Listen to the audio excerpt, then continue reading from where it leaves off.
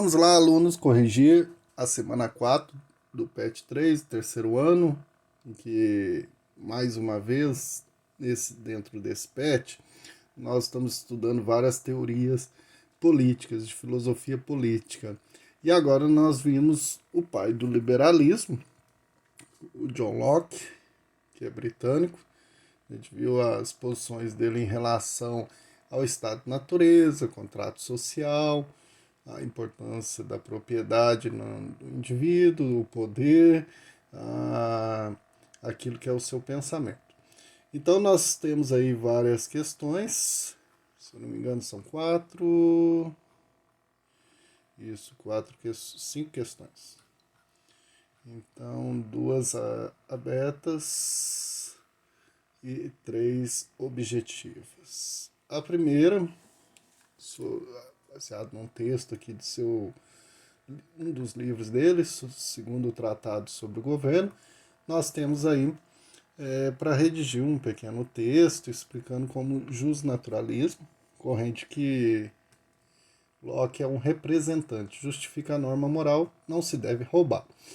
Então, ao contrário de Hobbes, John Locke, além de ser liberal, é um justnaturalista tradicional. O que quer dizer isso, né?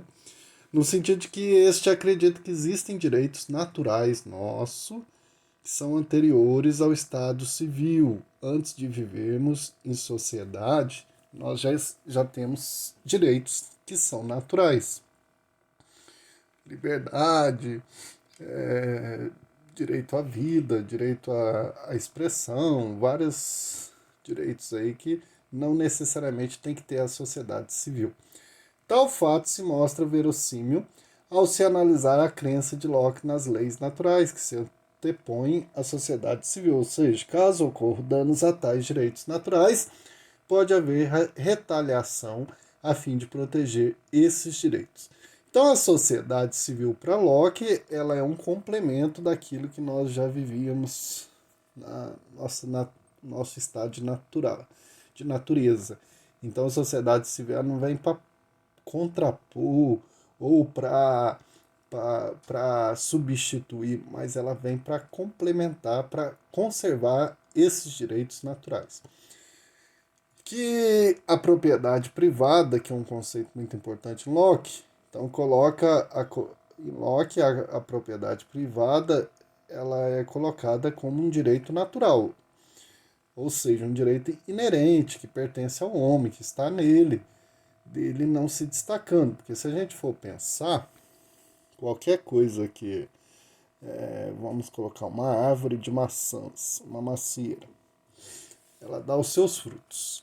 Até chegar à mesa, ou para dar, muitas vezes para dar esse fruto também, para produzir uma certa quantidade, existe ali uma intervenção do homem para cuidado, então já tem ali junto a aquilo que seria da natureza, existe também a interferência do homem, e isso faz com que ele possa se apropriar, porque ele também está se conduzindo nesse processo até que essas maçãs chegam à sua mesa ou na mesa de outras pessoas.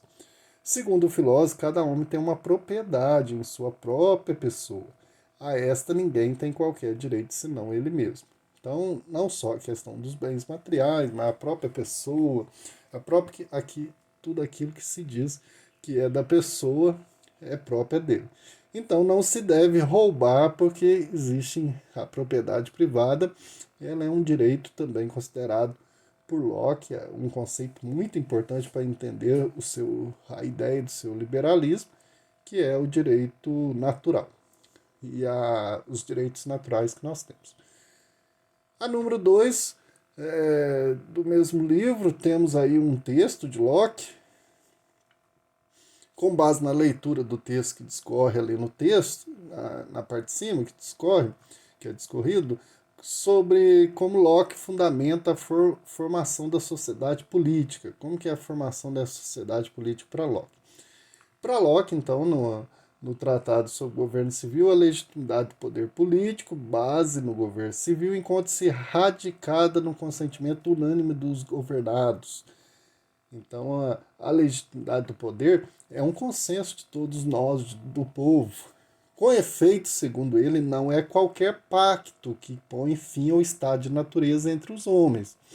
Então, a sociedade civil, ela não contrapõe o estado de natureza, mas apenas o acordo mútuo pelo qual todos se obrigam juntos a constituir uma comunidade e formar um corpo político. Então, é um acordo mútuo entre todos. Então não é um governo que se sobrepõe às pessoas e obriga elas a viverem em sociedade. Para Locke, só existe uma sociedade política onde cada um dos membros renunciou a esse poder natural e o depositou nas mãos da comunidade política. Há de ressaltar que, diferentemente de Hobbes e outros contratualistas, John Locke não concebe um pacto de sujeição, no qual os pactuantes se submetem a um poder comum.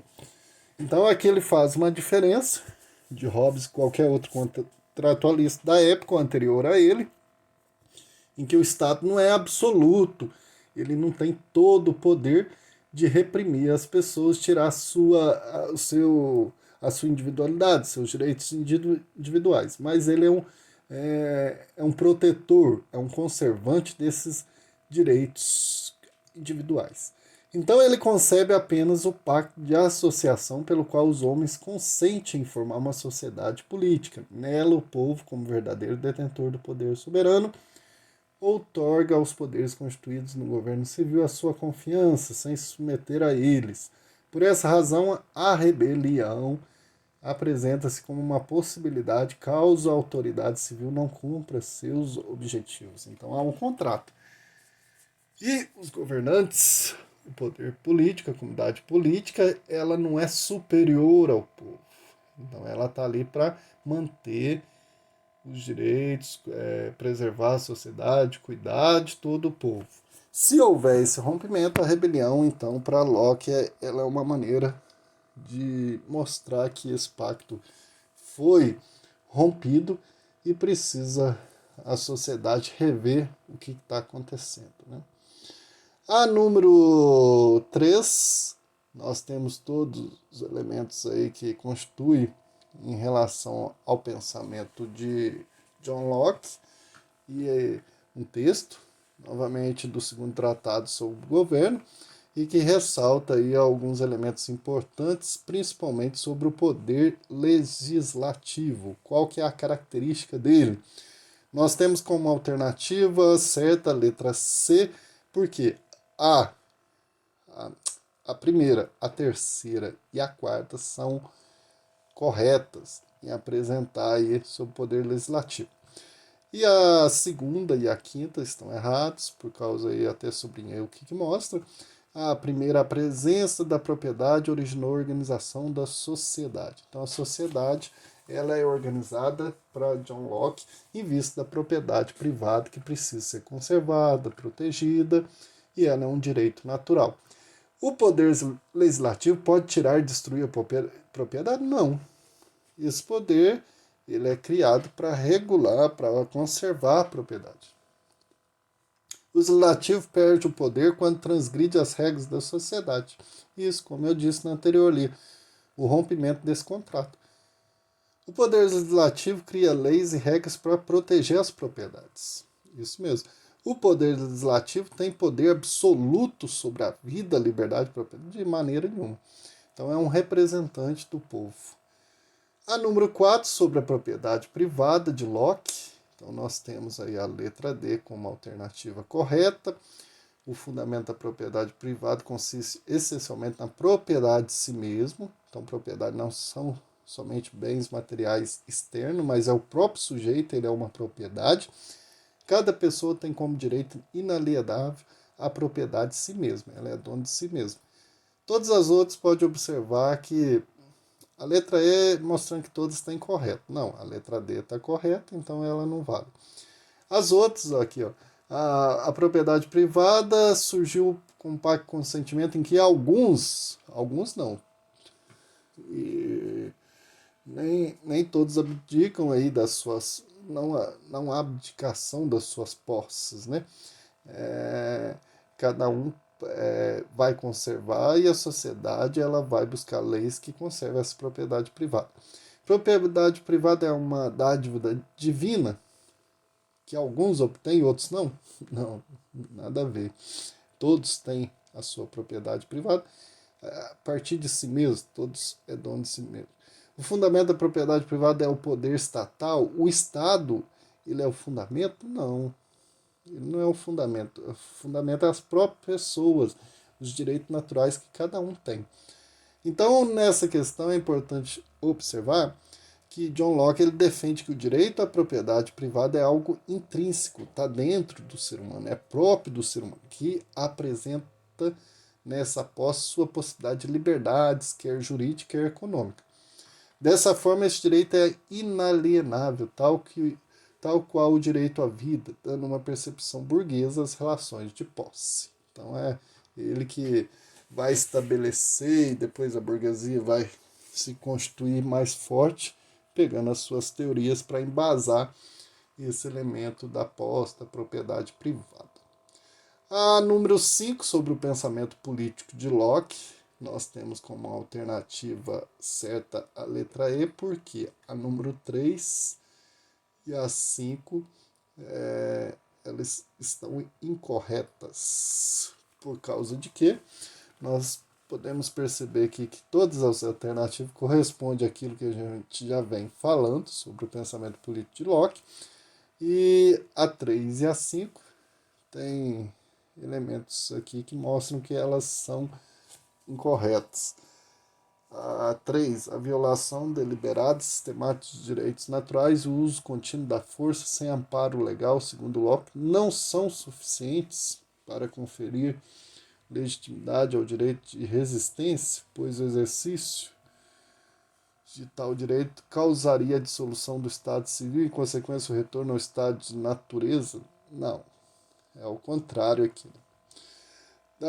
Número 5, da dissolução do poder legislativo, que é o poder no qual se unem os membros de uma comunidade para formar um corpo vivo e coerente, decorre como consequência a dissolução do estado de natureza? Não. Então, o poder legislativo, o Estado, todos que são formados por consenso do povo, é para manter aquilo que é o estado do nosso de natureza, que são os direitos naturais que nós temos. Então, em Locke, o Estado não é para romper, nem contrapor, nem ser mais absoluto do que o direito individual. Por isso que o liberal ele preza muito pelo direito, os direitos naturais, o direito individual. Então nós fechamos aí semana 4 com o estudo de John Locke. É muito importante que vocês possam sempre ler sobre John Locke. Ele é importantíssimo nos debates políticos, no entendimento da nossa sociedade atual e principalmente para quem vai fazer o Enem aí, entender um pouco mais dessa figura que sempre aparece questões. Boas leituras, bons estudos e até a nossa próxima aula.